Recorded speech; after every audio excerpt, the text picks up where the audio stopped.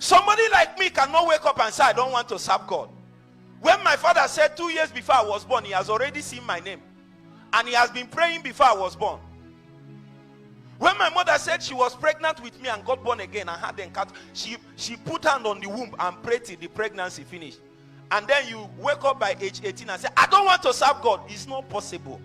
You are implicated by the business that men have touched in the spirit. So in our generation, people cannot come and say, well, all these pastors. Why are they saying all these pastors? It's because there is an acute lack of men that can stand. And the memory of God will not be lost. I vow to be that man. That's why I'm seeking God. I'm not seeking him for anointing for anything. Before I even understood what it means to walk the paths of God, I'm already anointed. I didn't even know. I didn't pray for it. When I encountered Jesus, it was power he gave me. I didn't even know. I was wasting it. Until a man called me to order. And I found out that's not what we are looking for. We want to come to a point in God where even if it's one thing, even if it's prayer, let people know that anytime they meet you, their prayer problem is solved forever. That's where we are going. That's what it means for revival to come. When men are carrying God to the streets day to day, they don't need to ask again. They know that men that have calcified dimensions and realities of God walk in our midst. Some of them used to know me before. One came and met me. He called me Edu, because you see, there is a name you call me, I will know from when you knew me. So when he called me Edu, I know that it can only be in primary school. That's the only place, that's the only way you can know that. And he said, Edu. I said, it's my village people that can call me this name. So he went and told the guy, he said, I know this young man now, he's small. Since when did all these things begin to happen? That was the question they asked of the disciples. They took knowledge of them and found that they have been with Jesus. Can you stay with Jesus until you are made? Can you stay? You can be here, but you are not with Jesus. The encounter that Peter, James, and John had on the mountain. They are on the mountain, but the encounter is taking place in the glory. And they were outside that place. So Peter will be looking and be seeing what is happening, looking, and his interpretation of what is there is wrong.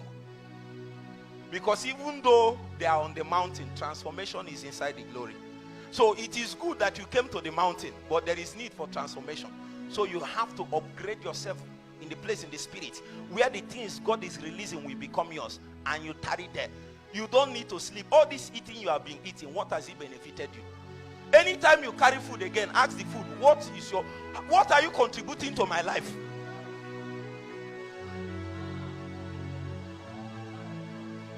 You have been eating since you are born. Are you not tired? All this sleep you are sleeping, you will sleep this night. What has it contributed? There is no great man, and I don't just mean in the kingdom, that sleeps all night. You don't do that. In life, it's not about being born again. In life, no great man sleeps through the night.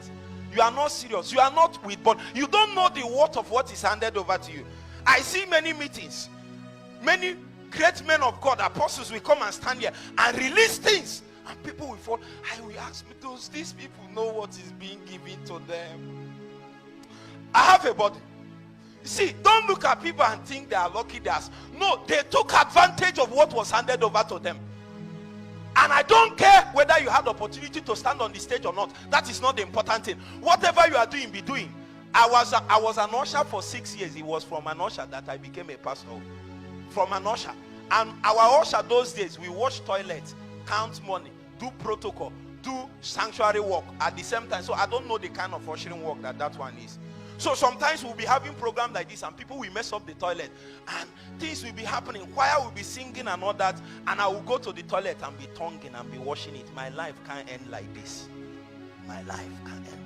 It doesn't matter where you are, inside or outside. God sees your heart. No, he sees your heart. He sees your heart. And once your faith has risen, it will make contact with anything that you desire in this meeting. I want you to make a vow. Whatever it takes, I will lay hold on it.